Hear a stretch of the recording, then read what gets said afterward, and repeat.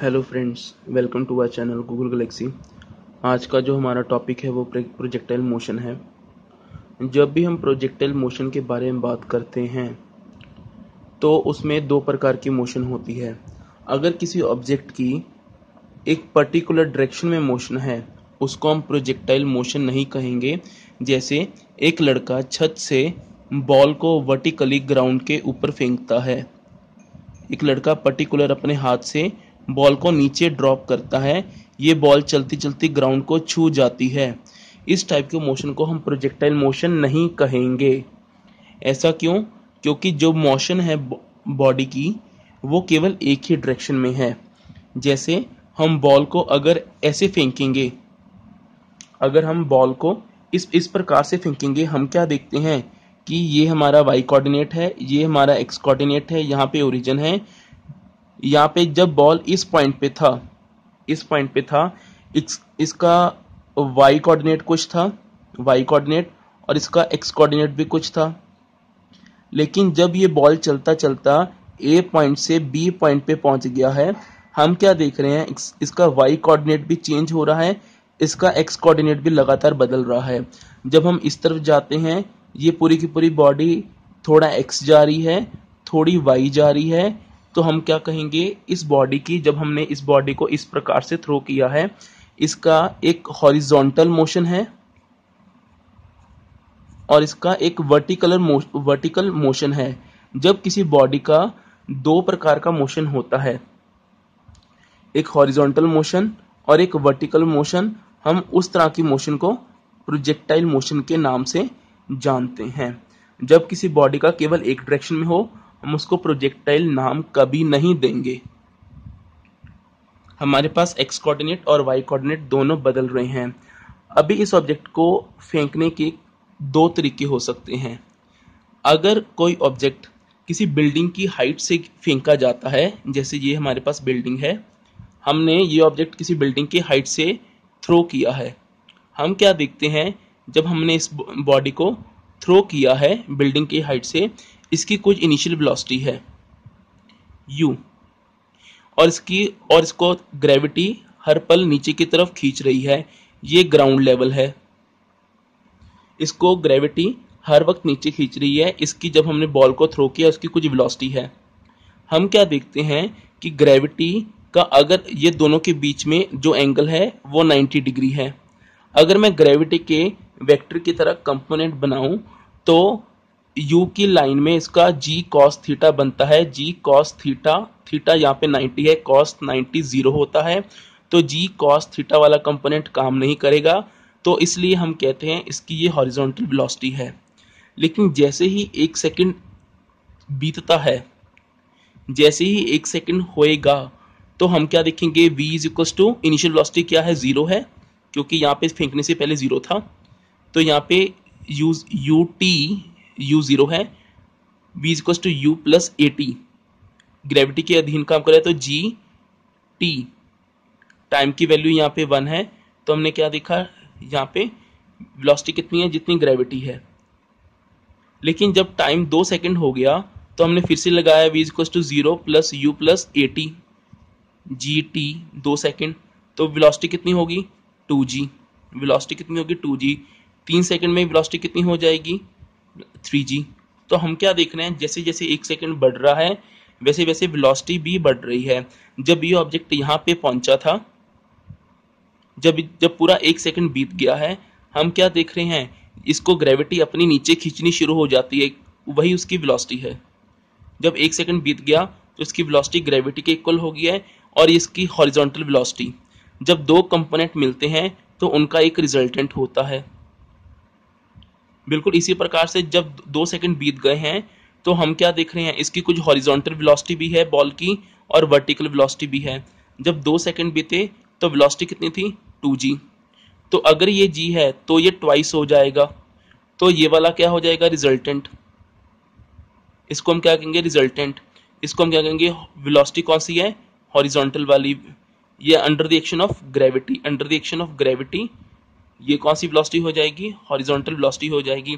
लेकिन जब 3 सेकंड बीते तो हमने क्या देखा, इसकी हॉरिजॉन्टल वेलोसिटी के साथ साथ ग्रेविटी और बढ़ गई है, वेलोसिटी बॉल और नीचे तेजी से नीचे जाना शुरू हो गई है और ये अर्थ को छू जाएगी।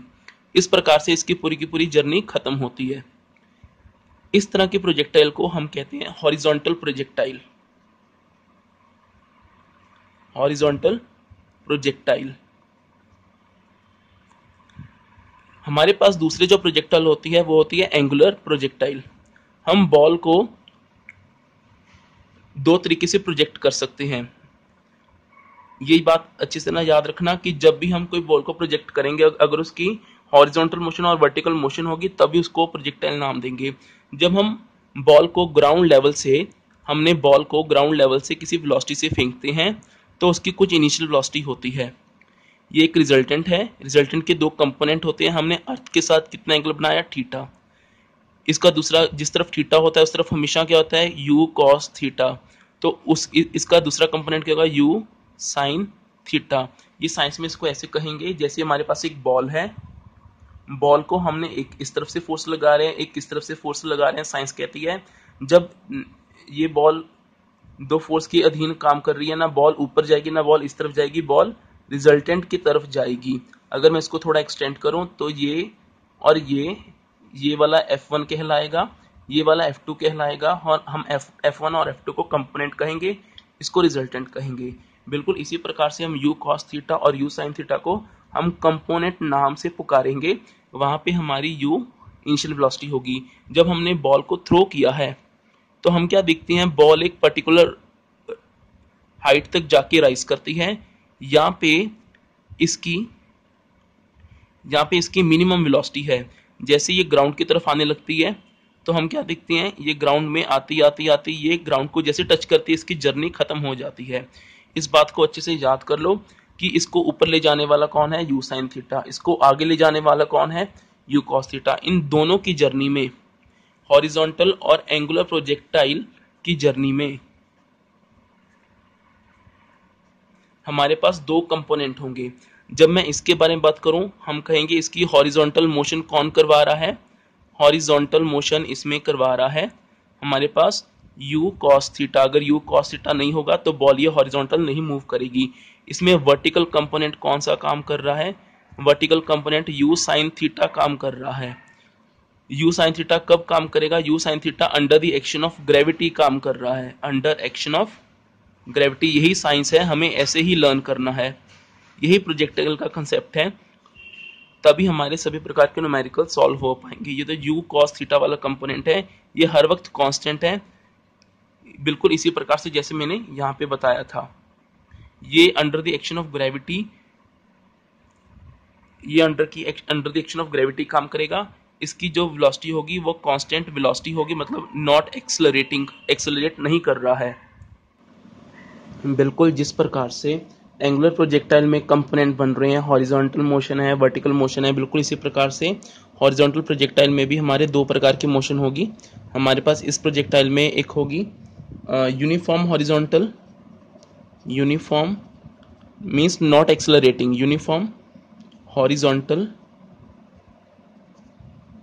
मोशन।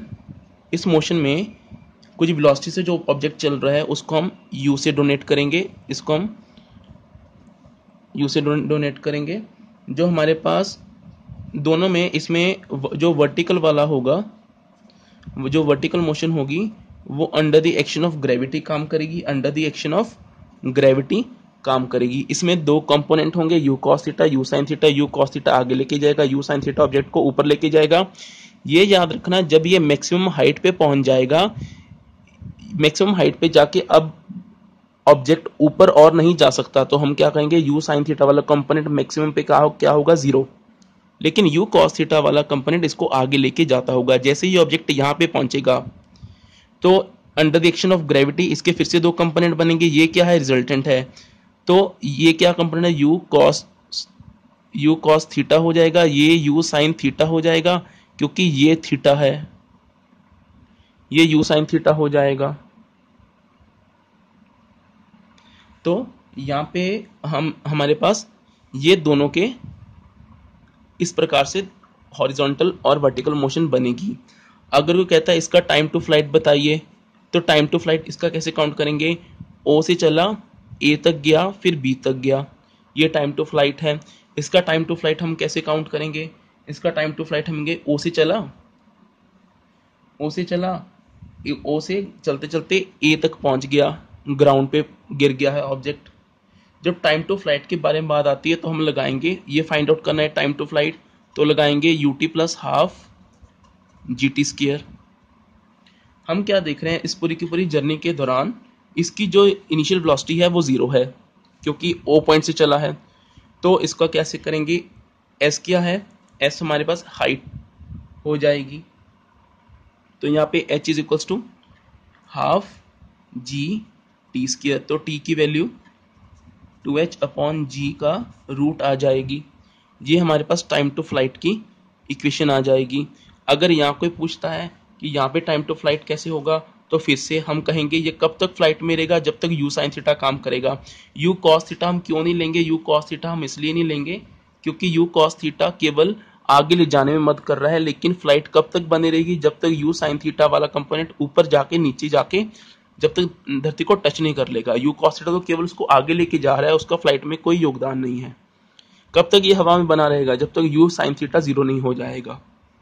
तो इसलिए हम कहते हैं इसका टाइम टू फ्लाइट जब हम काउंट करते हैं तो फिर से इक्वेशन लगाते हैं UT plus half A T square. देखिए इसका डिस्प्लेसमेंट देख लीजिए, जितना ऊपर गया उतना नीचे आ गया, जितना ऊपर गया उतना नीचे आ गया ए पॉइंट से, तो इसका नेट डिस्प्लेसमेंट क्या हो गया, 0। इसका स्टार्टिंग वेलोसिटी क्या है, you sine theta. You sine theta क्यों ले, क्योंकि यू साइन थीटा इसको ऊपर उड़ाने के लिए मददगार साबित हो रहा है।